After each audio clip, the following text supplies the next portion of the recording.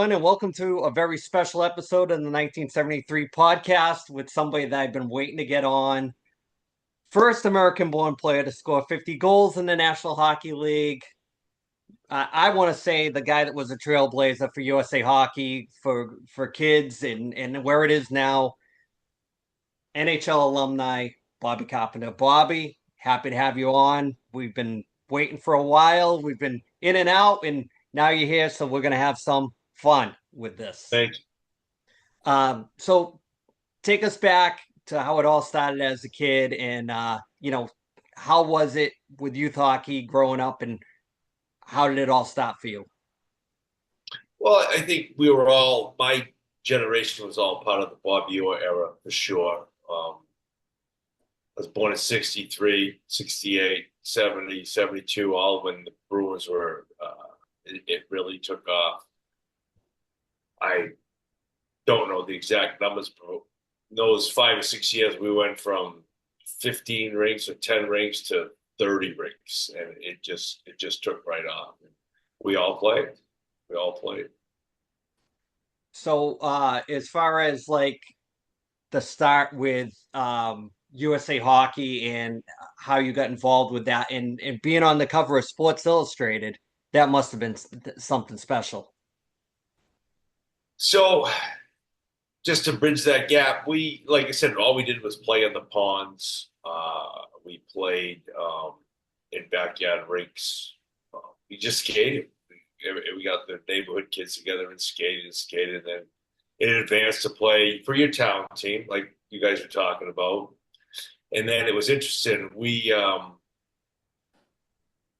then the first of the AAA started, probably in the, I would guess, 73, 74. The South Shore Kings were one of the first. Middlesex Islanders were one of the first. The Raiders came around, which was in our area, so we had joined the Raiders. It's interesting because you talk about the jealous parents and all the stuff, and our Peabody Youth Hockey wouldn't allow us to play for both. They said you got to make a choice. You have to either play for us or them. And so, like, well, obviously this is better hockey. And I think we only had 4 teams in the league, so we played each other like 15 times a year. That's how it started. That's when you started to get good and get moving on and get junior high, and then we go to high school. And I guess the first big year was when we had won 79 with St. John's. I think that's when it really started to take off. So, as far as being 18 and getting drafted into the NHL and playing at 18, was it like a culture shock? Like at first, like were you in awe of players that you watched growing up, or what was it like? Well, again, another bridge to gap. It started a little earlier than that. So we win. Next year, we lose in the finals. But the next year was interesting because that was the year I made the junior team tournament at AC over Christmas time. So we had went to, and there was talk about me being drafted in the second round, the third round, and all the different scenarios. We're in Germany, and it was interesting because Canada at the time, they didn't send their whole team. They sent the Memorial Cup winner went representative. It really just started, maybe 10 years before. So the World Juniors wasn't that big a deal as it is today. So when all the scouts were looking at me and talking and thinking, they didn't really know where to gauge me because we never played against any of those teams or against any of those players. Well, Dale Howachuk was the number one player, and he was going to be the number one draft, and we were going to meet in this tournament. So it was a big tournament for a gauge, and it was interesting. We ended up beating them. I think we beat them like 7-4. I think I had like 5 points. So in a matter of one game, I go from second or third round to the top 5. Now they're like, okay, they have a gauge. But the funny thing about the game was, so we had Lou Vero, who was the coach. He had coached the Olympic teams, a couple Olympic teams. He coached the Rangers for a while. And I was really young, like extremely young. I was, I was 16 or 17.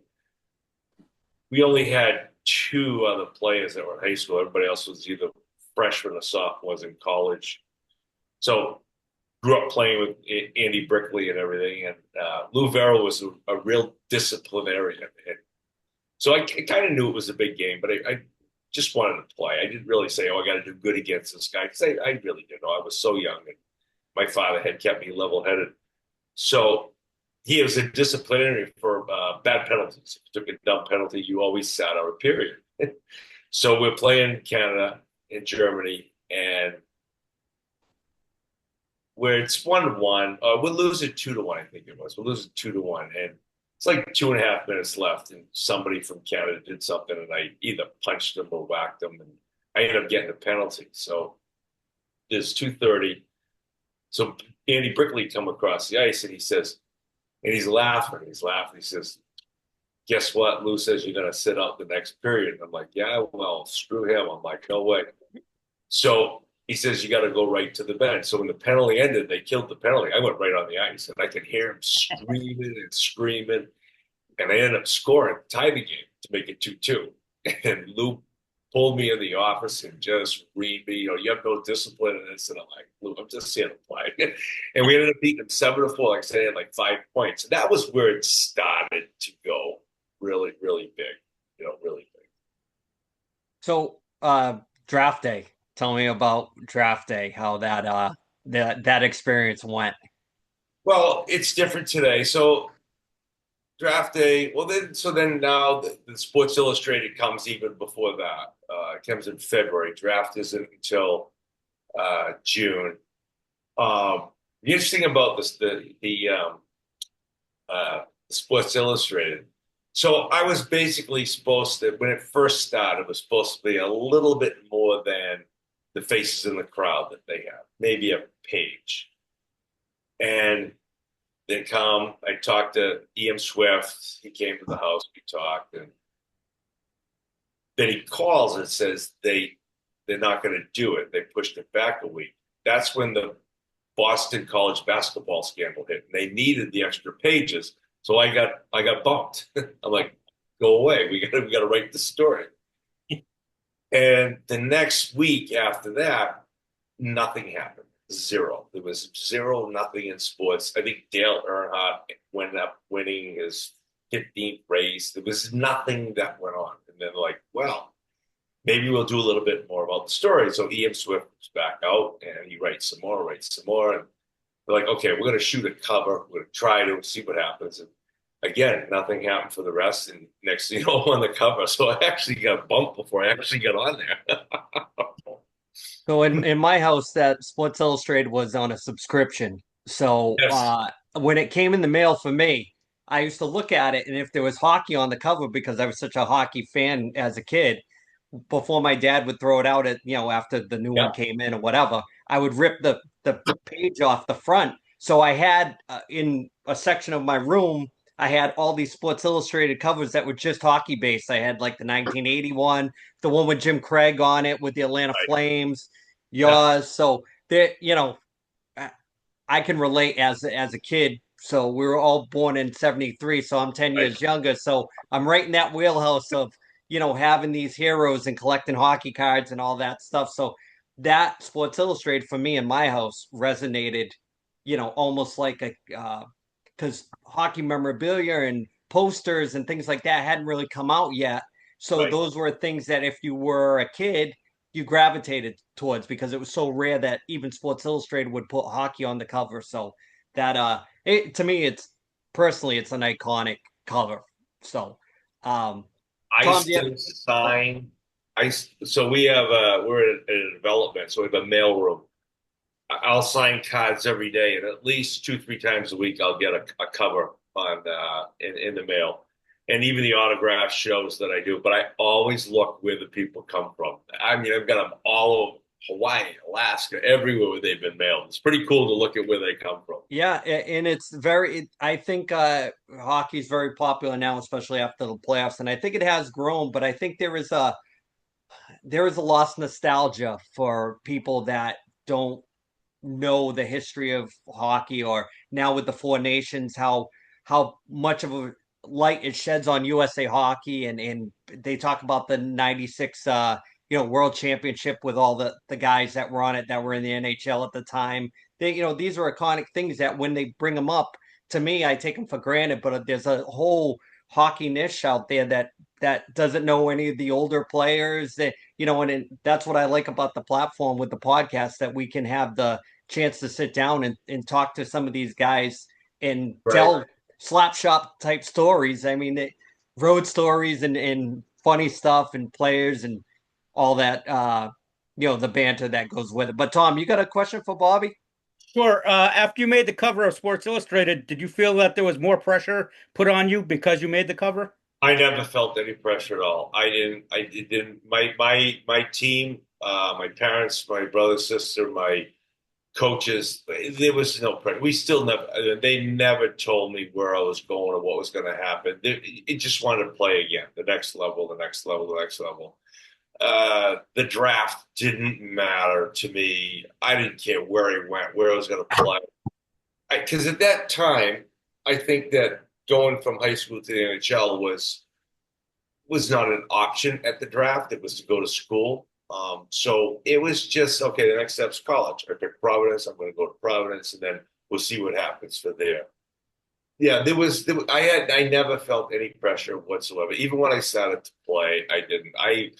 I was deaf to the people and the critics and the positive people, deaf to everybody. All I just wanted to do was play. I just want to play. But getting back to the Four Nations term and all that, I still like. People always ask me, "You watch it? You watch it?" I says, if there is not a team rusher in there, the champion should have an asterisk for me. Like it's just not worth watching. They're the best to watch. They create stuff. They cause stuff. It's not there for me without having the best in the world in there. Yeah, we talked about that on the podcast. That I can't wait for the Olympics when you I know. look at that list of guys that's going to be on that Russian roster. It's You know. unbelievable, Yeah. unbelievable. Ed, got a question for Bobby? Oh, Bobby, what was your favorite building to play in? Chicago or Boston. I like the small rinks. I did well in Buffalo. I think I averaged a goal a game in Chicago. For some reason, I love those small rinks. I think I was so quick. I had good vision that it was very conducive to the way I played. I loved all the small ones for sure. Bobby, that 50 goal season. You got to shed some light on that, because that was an epic thing. I can remember even I was hoping that when the next set of Top Scots came out the next year, that they would have a special insert of that, because I was just waiting for some kind of memorabilia at the time that have a moment of that, but Tops never came through. So the third year of the contract, I had got hurt. I got 32, and I had got hurt. I had separated my shoulder. There was talk about the surgery and no surgery, surgery, no surgery. So it was so new the surgery back then was 8 to 10 months. It was a partial torn rotator cuff. So we decided so that year I got hurt. I got hurt in the beginning of the third year. Played the whole year. Ended up slipping a little bit. Got 28 goals. And that was my option year. And Washington was like, well, you slip. We're not going to give you the money, give you this, give you that. You got to play out your option. And they're like, that's fine. We'll play out the option. No big deal whatsoever. So that summer, rather than have the surgery, I rehabbed it. And we had a great team, surrounded myself with good people. And the best part about that was I got a jump start on everybody, because that was the Canada Cup year. We had Badger Bob Johnson as a coach. Like me, used me every positive way, every great way. We ended up making it to the semifinals. Sweden ended up beating us. Came home, got some rest, and then that next year took off with the goals. But the interesting about the goals was it wasn't like I was getting all these goals, getting all these goals. That whole year, I got 53 goals. without a hat trick or without an empty net.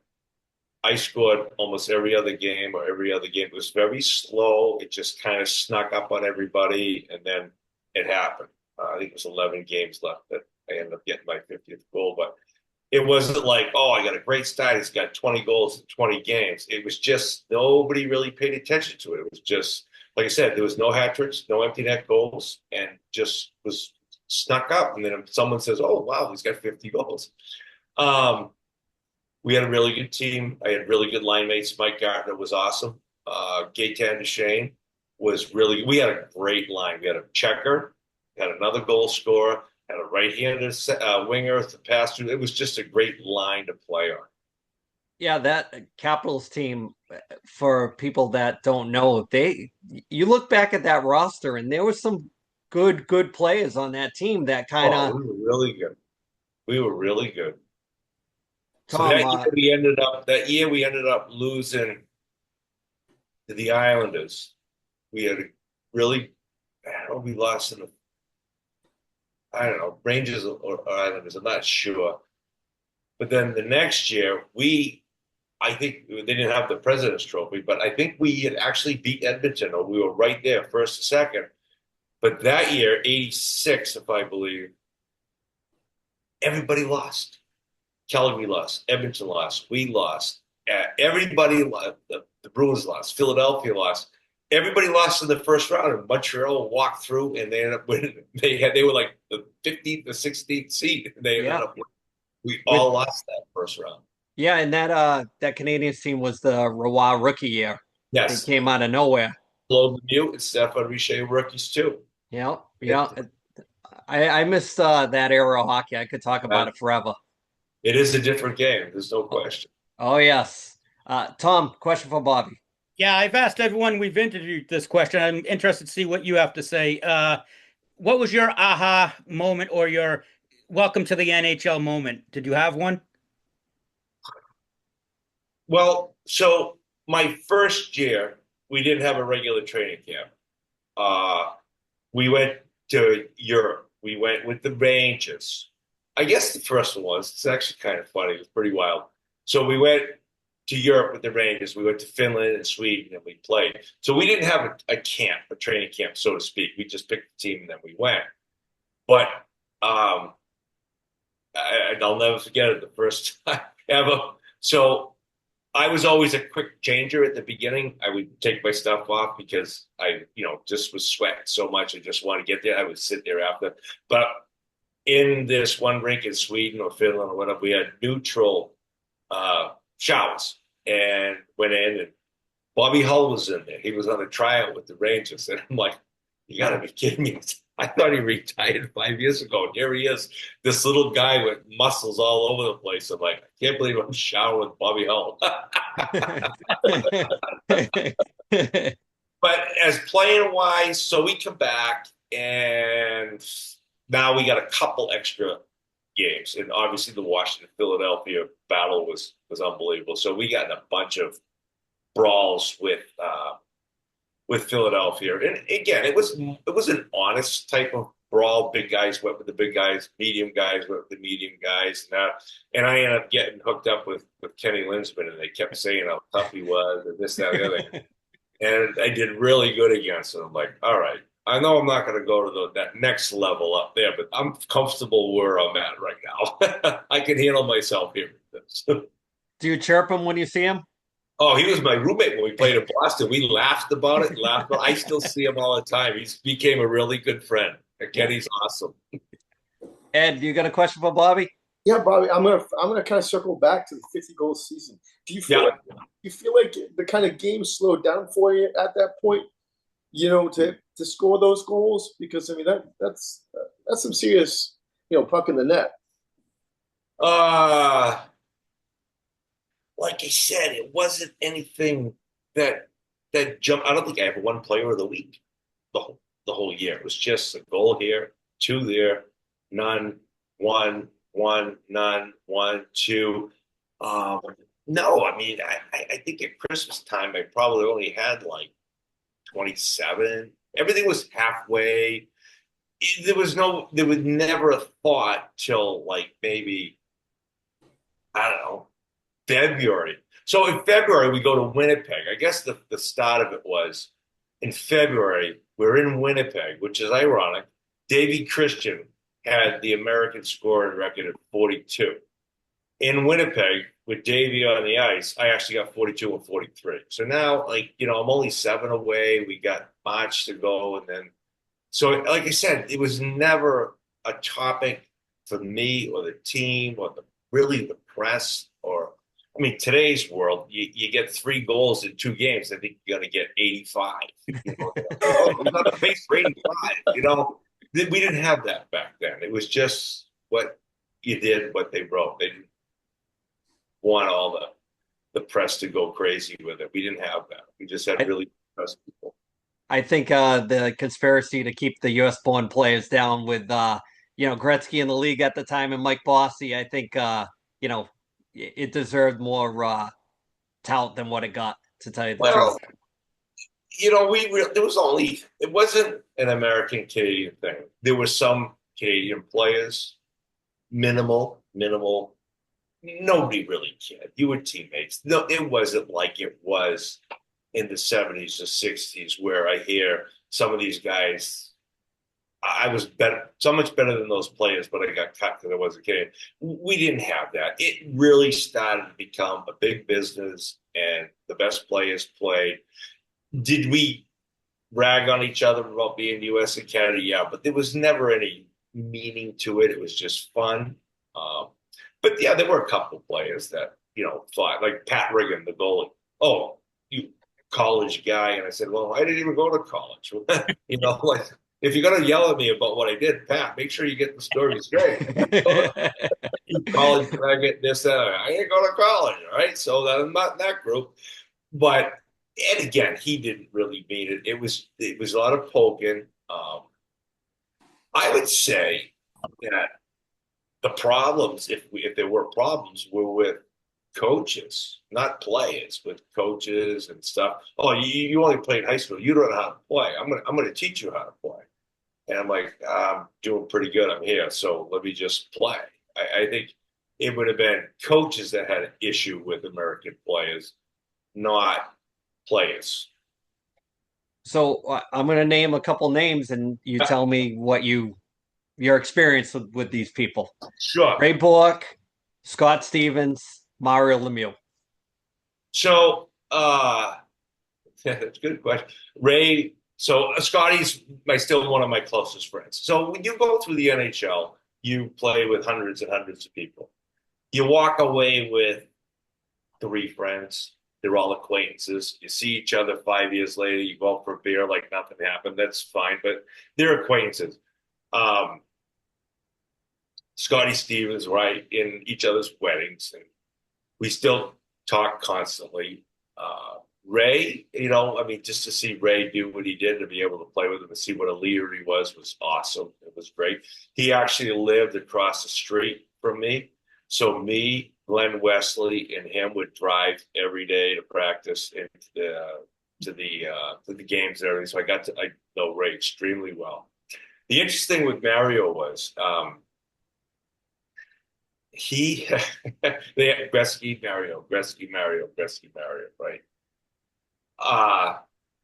Mario was the most skilled natural goal scorer, with the exception of Bossy, ever. You looked at the goal percentage per games with Mario and Gretz, it's not even close. Mario was so skilled. He was so big and so strong and so lanky that when I played with him when I was younger, I never really played against him because the checkers checked him, and I did my job. I scored, he scored that. But when I got older and ended up going to New Jersey and in the playoffs having to play against him and check him, I ended up becoming really good at that role. And Mario was so smart with the way he plays. All right, I'm not even going to worry about 5-on-5. Like, this guy is good. He's going to be all over me. I'll wait. They got 4 power plays. He got 4 points. He was happy. He was really smart. But Gretz, I was his roommate in LA. He was incredible. How he saw the ice at a faster pace. Mario would slow it down a little bit, and use the system and the power plays and everything everything that he could. They're different players. They're different players, even though you want to talk about points, but they were different players. Gretz played a faster game, had the puck more than Mario. Mario would be on the ice. He'd be on the ice for a minute and a half, not touch it, grab it, boom, it's in the net again, assist. Gretz always had the puck. He always wanted the puck. They were different players, but two of the best. It's fantastic that you had played with all these legit Hall of Fame guys, and you played in an era where all these legendary players played.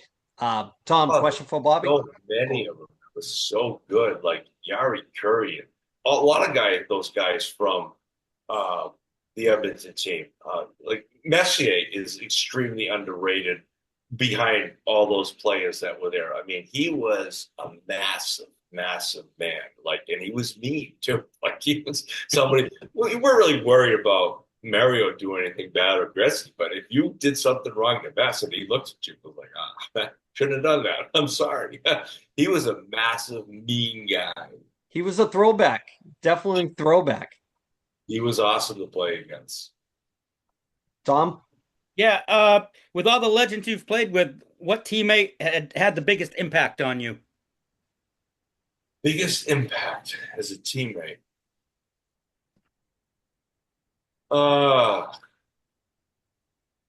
Again, Scotty Stevens was somebody I grew up with.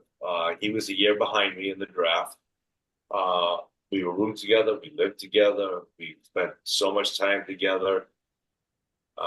We talked so much about the game. He's probably, like I said, the closest friend.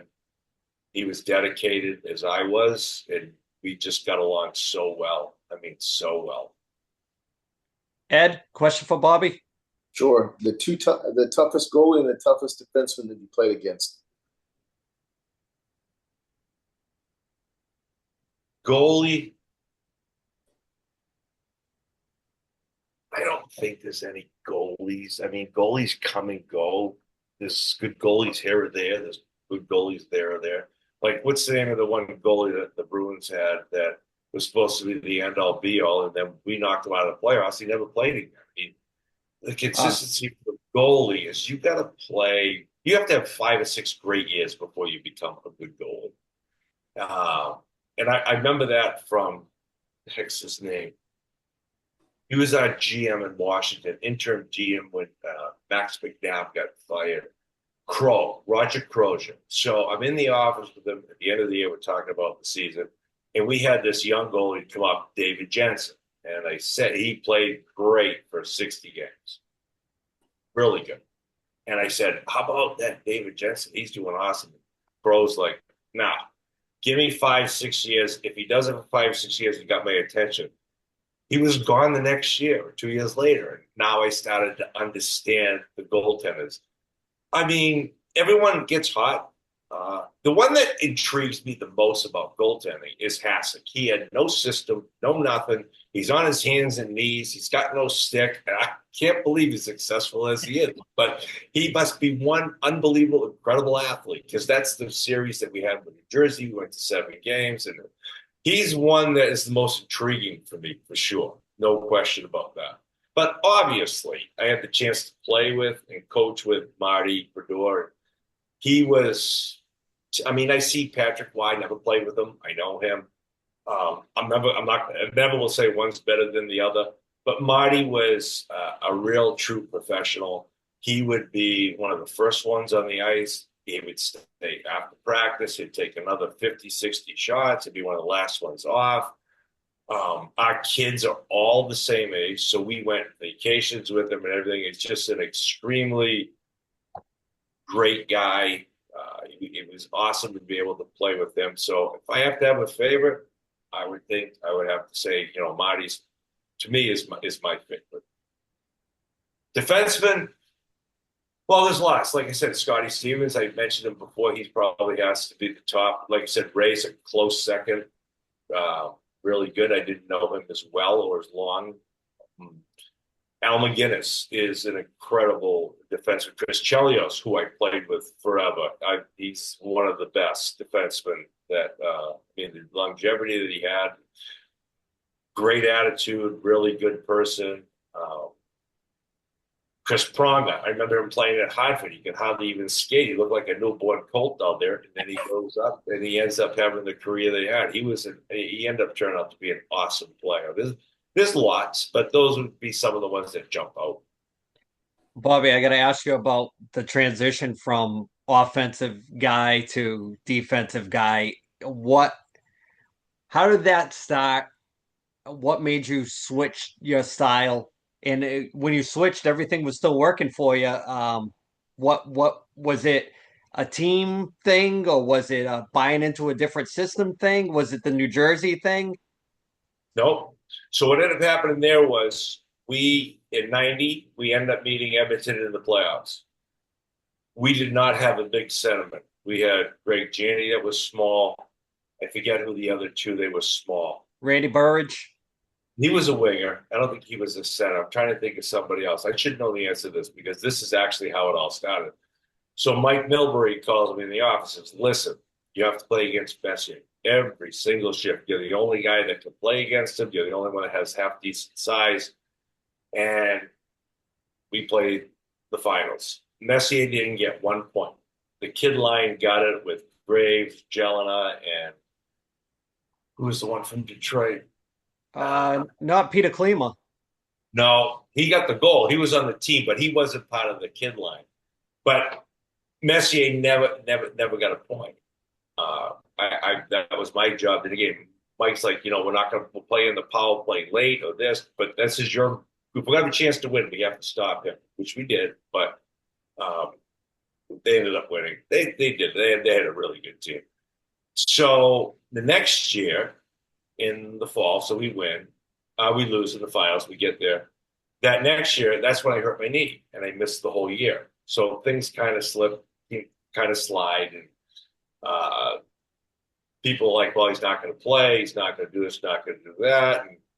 And Boston had made a mistake in the contract. I became a free agent. Washington wanted me back. Things didn't work out for Washington, so now I go to New Jersey and got Jacques Lemaire, and we start training camp. It was Jacques Lemaire's first year. Basically, it was Marty's first year, Larry Robinson's first year. So we were all new, and we go through it, and Jacques sits down and says, listen, I need a check in center. So I went through a year and a half of wondering where I was going to be, goal scorer again or this. He goes, I want you to do this. And I said, fine for me. I said, I have no problem. And that's how it started. Jacques Lemaire was the one that did it. But Mike actually started it. Was Dave Poulin one of those centers on that team? No, he wasn't. He came later. So I don't know who the centers were in '90, but they weren't very big. I don't think David was there. No, I don't know who they were. That was a great year. That year we had won best penalty killing, best power play, goals against, goals for, and the President's Trophy. We won every other award except the Stanley Cup. That was quite the series. I can remember getting in the infancy of ticket scalping. My father finagled some tickets, and we're sitting way up in the old Boston Garden, sweating our ass off for that game. But yeah, fond memories of that series. And in the semifinals, we ended up playing Washington, and this is how bad the game is. So it's not. We ended up beating them in 4, but I think it was the second game at home, and the players, everything. We talk about it. I still forget today, but we had 4 players that had just left Washington. It was me, Davey Christian, Gary Galley, and there was one more that Washington had got rid of. So we, you want to win. But there was one, we won the first game pretty good. The second game was back and forth. And the referees start calling some penalties. And all this as a player. And I said to Mike, Mike, get me out there right in front on the power. Get me out there in front. I said, why? I said, you watch. So I ended up spearing Scotty Stevens, and he started beating me with a stick. He got a penalty 5-on-3, and we scored again. But that's how you can manipulate the game if you know the stuff. And I remember seeing Scotty in the hall a couple of days later. He says, "You're a real idiot." I'm like, "Sorry, I want to win too." But I kind of knew like the Panthers. I knew it'd take a penalty. Yeah, But it's crazy how that momentum works like that, especially like I was just saying about how the Panthers play. They play an old school style. Like they just know how to manipulate. Yeah. Tom, question for Bobby. Yeah. Is there a line mate that you've had throughout your career that you just naturally clicked with on the ice? So, other than in Washington with Mike Gardner and that Gaetan Duchesne, that was probably the best line I played on that was consistent for a long time. So when I started to get older, even in like later Washington, but even in LA and especially in Boston, I became a player that would play with anybody and everywhere. So for instance, in Boston, we had a lot of injuries. Mike Bilbrey would come in and he'd say, okay, so-and-so is out for 2 weeks. I need you to play right wing. No problem. I'd play right wing. Then it'd say, okay, we need you to play left wing for these 4 games, or we need this, or we need that. I actually played defense a few games. We only got 5 defensemen. You got to go back there and play D. So I could play anywhere. The only thing that I asked Mike was, I says, Mike, listen, if you have a feeling of you're going to move me, let me know. He says, what do you mean? I says, well, if I'm center and I go to wing, I said, it's easy. I said, but if I play 3 weeks at wing, now you want to move me to center and I got to run around. I said, I got to do some conditioning work. I said, let me know, because going from wing to center is hard. From center to wing is really easy. So I basically ended up playing everywhere. But I guess, so with one playoff year that was really good too, I actually had played a number of games in that one playoff series, like 3/4 of the season, with Stephane Richer and Claude Lemieux. It was really, really good. Those guys could do what they needed to do. I had stayed back like the Gaetan Duchesne did when I played in Washington. I had learned from him. So that was a really good line. That was really good. But I didn't care who I played with or where I played. Ed, question for Bobby. I have to say, what was your favorite playoff series that you played in that Playoff what? What playoff series was your favorite? Series? Yeah, just what team that you just went out there and that was just like it was a great series. Win or lose, it doesn't matter. Well, if it was losing, it ain't great. No, I'll tell you that right now. Excellent point. So one of the best ones ever, actually, I wasn't playing. I was coaching. It was incredible. Actually, there's 2 of them. The one I played in. So I think we won the one year. So we came into Boston. Alex was born in 94, so it wasn't that one. We had lost to the Rangers. But when we came in, we drew Boston, we came in. No, we played at home. Boston came in and beat us twice at home. And we came back to Boston, and all the players were saying, oh, thank God we don't have to go back to New Jersey. It's a dump. It's a bad rate, this. And we beat them 4 straight. And it was that fast. The other one, obviously, was Detroit in the finals, where we won 4-0 because nobody expected us to win. Nobody ever expected, let alone 4 straight. But the one that was really the most incredible one, Philadelphia had just got their new ring. And we were down 3-1. We had to beat them twice in there. And we ended up beating them in Game 5 and Game 7 in their building. That was pretty great. I got to ask you, Bobby, the cup in '95, is that the apex milestone of the career, or do you have? Yeah, I mean, but it's interesting. It's so hard. It it's such a long year. It's 8 weeks of every day, 2 months longer than everybody else is playing. I was at the age, right? I just wanted to go to bed. Like you see the people taking the pictures of it. I just went home, went to bed. I'm like, I had enough. Like I'm done. It's really really long, grueling.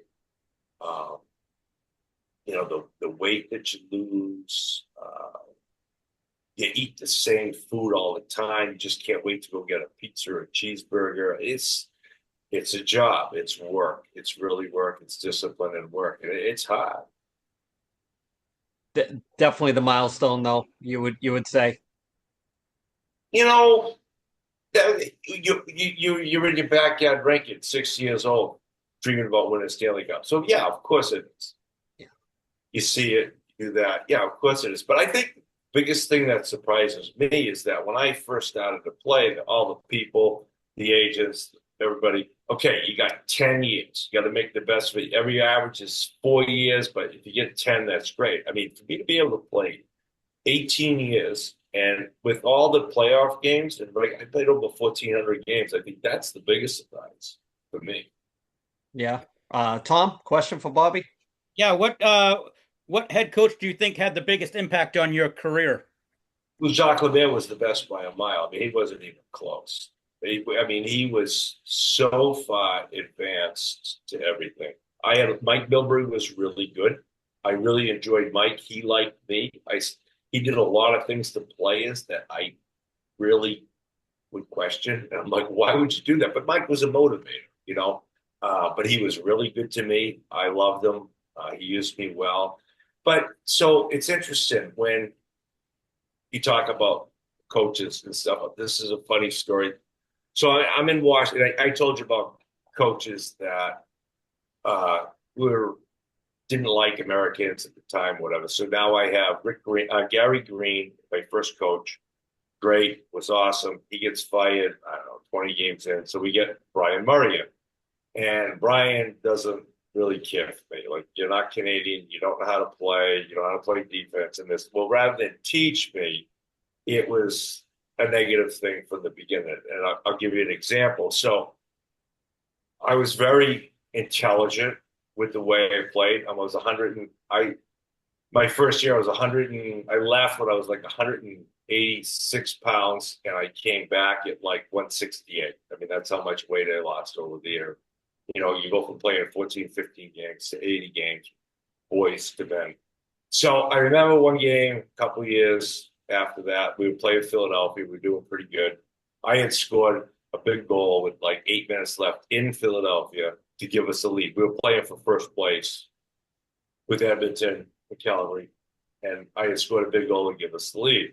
So now we're in front of the net, and there's 2 minutes left of the game, and the pocket comes out, and Tim Kerr, who was 240 pounds, and I'm 185, and he's ready to get the puck. I reach out to lift his stick up, and I just miss it, and he scores, ties the game 2-2. We go into the video room the next day, and Brian Murray's like, you got to knock him on his ass. You got to cross-check him. You got to get him. I says, Brian, he's 235. I said, I'm 185. I said, I am not knocking him on his ass. My only option is to get the puck in his stick. No, that's not how you play hockey. And I remember going home going, oh, shit, like, what am I doing here with this, right? Years and years and years later, Jacques Lemaire's there. We're doing a video session, and David Emma from BC, he's a little tiny kid. Mario Lemieux's out there. And David Emma's out there against him. And we're showing the video. He says, David, you're cross-checking him on the back. You're not going to knock him down. Get the puck. I didn't realize I had a little smirk on my face, and I was kind of laughing because I was thinking of the story. This was the first year that Lemieux was coach. It was only a couple of months in. So he calls me at the office, and he says to me, he says, you think that's funny? Like, you think that? I said, what are you talking about? She says, you think that's funny? I said, no, I was thinking about this story.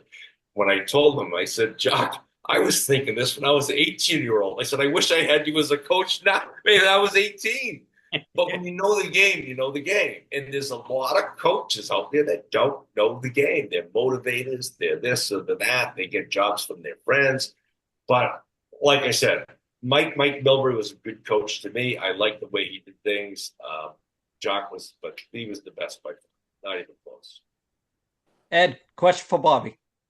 So, Bobby, since you played so long, take us through kind of an off-season conditioning kind of thing that you do. When we talked to Andre Lacroix, he talked back in when he played, he spoke about how they went to camp to get into condition. And what did you kind of do to get into condition before you went to camp? Well, you're right. So when we went to camp when I was younger, difference is from year one to year 18.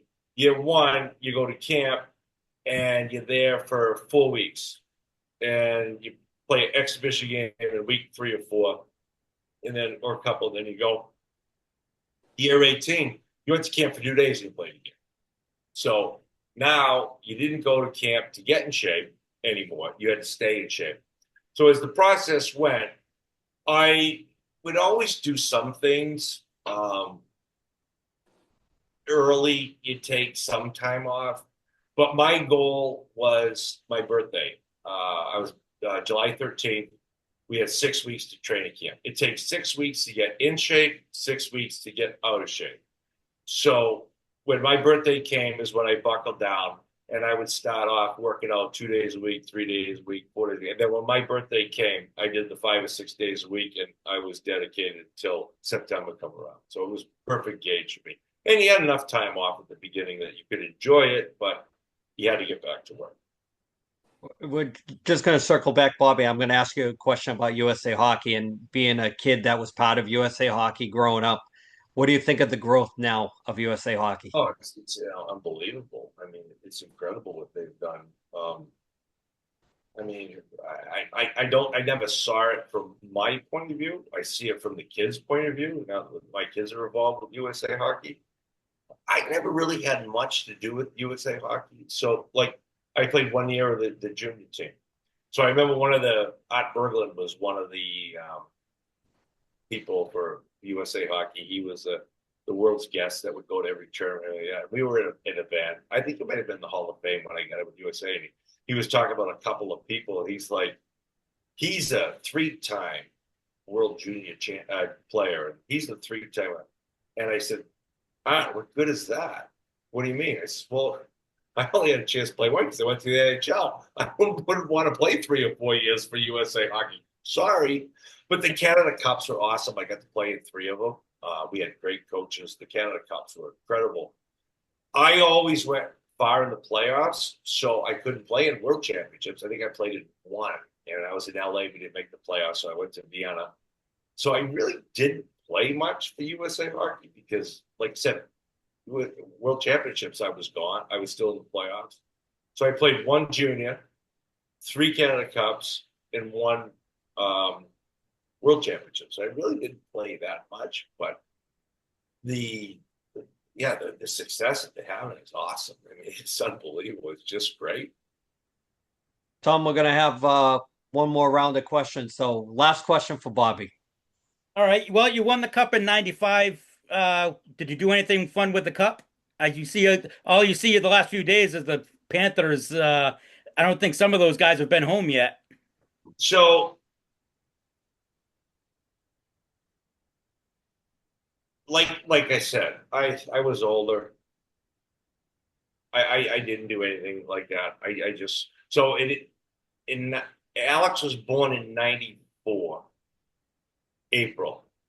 So we had a couple games left. So they had called me in the office, and we were doing well. That was the first year. That's when we lost to the Rangers in the semifinals.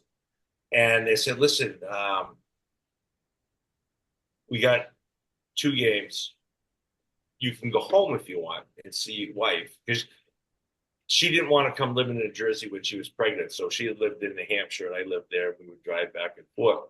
And in so many words, they were like, we got to get ready for the playoffs. So I got the message.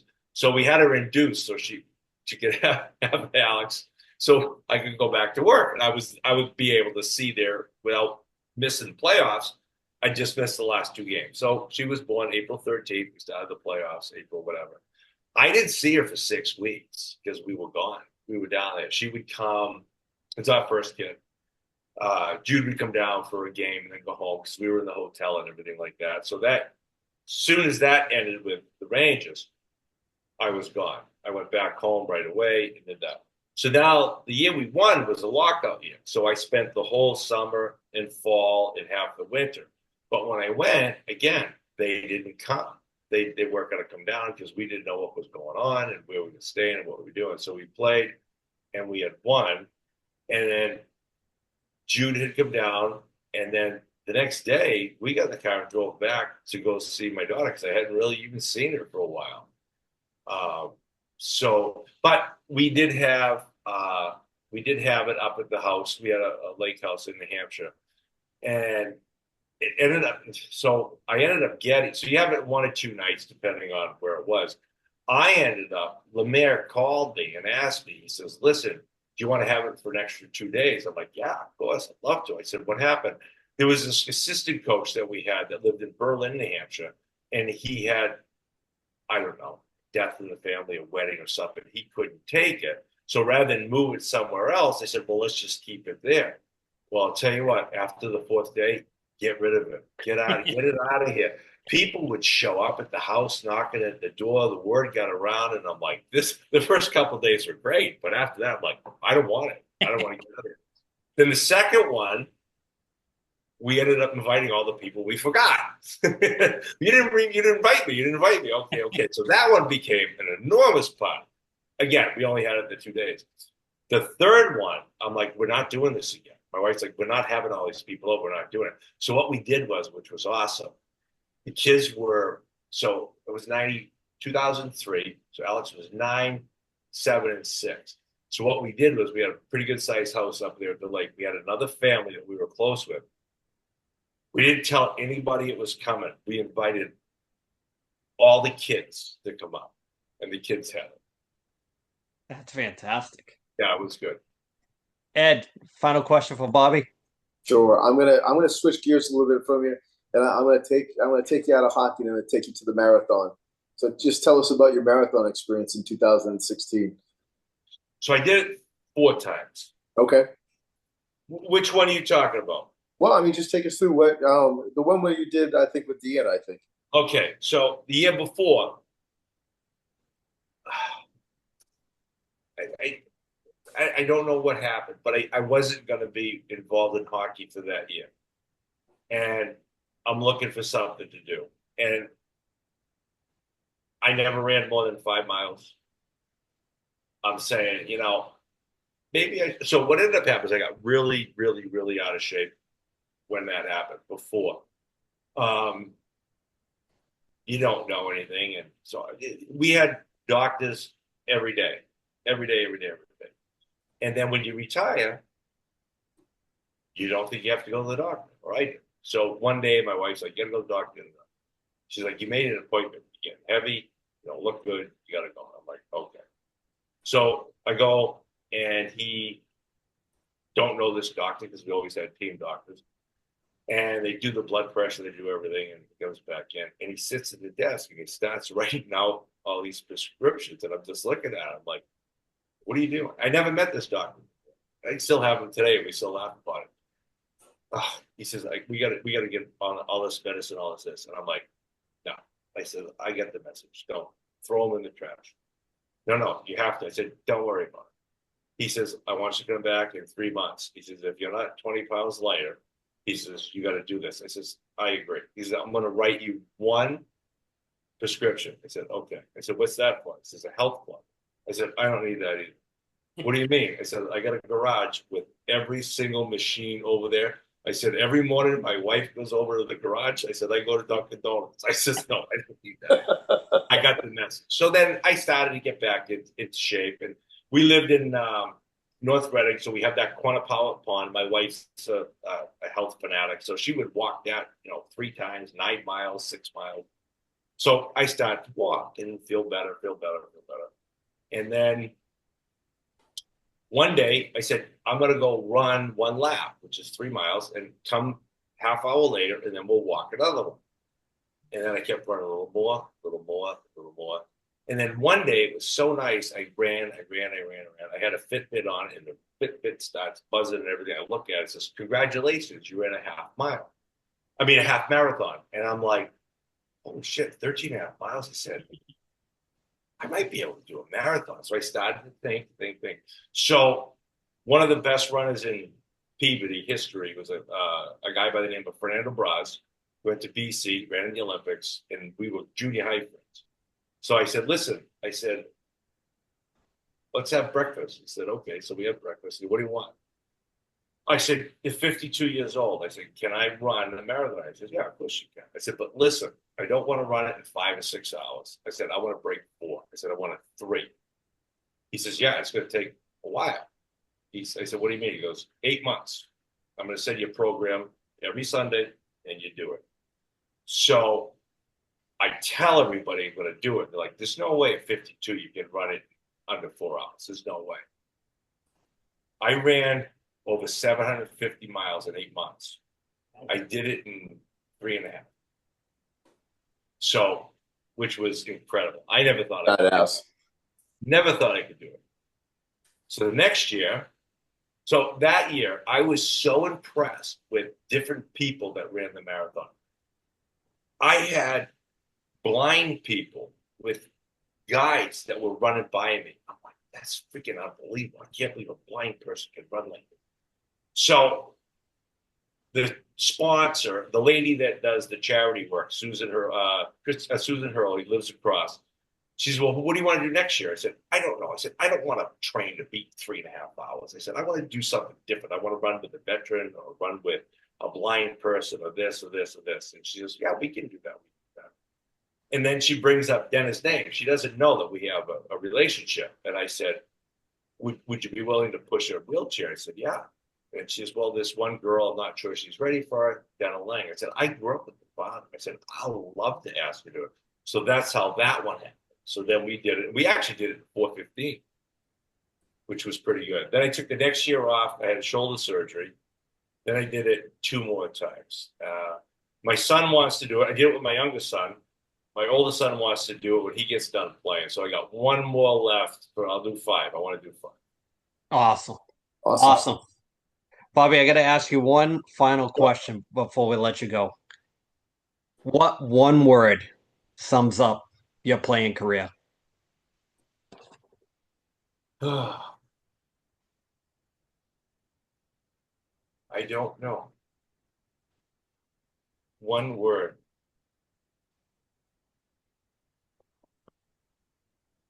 I guess tenacious. I never stopped. I never quit. Just kept going and going. Like I said, that year I hurt my knee. I was retired for 4 days. They said they couldn't fix it, and then I played 9 years after that. You go from a goal scorer to a checker or this. I just always believed I was going to play. I never would believe I wasn't going to play. So before we wrap it up and let you go, I just want to ask you if people want to contact you or write for autographs or write to say hi or big fans out there, how can they contact? They've already found me. Don't worry about that. They can find me. Trust me. Every day I go to the mailroom, I got to sign 1 to 5 envelopes of cards. They know where I am. Oh, okay. All right. Well, definitely from all of us finally having you on and talking USA Hockey and talking about the career and talking about the Stanley Cups and just everything. I'm so happy that we finally got you on. Oh, it was great. It was awesome. Yeah, I just want to say thanks, and we'll definitely talk soon, and hopefully I'll give you a big hug when I see you. Great questions, guys, too. Those are all the ones that people always ask. That was awesome. Yeah, thanks so much. Thanks for your time, Bobby. Really appreciate Thank you. Thank you, guys. Take care. Okay.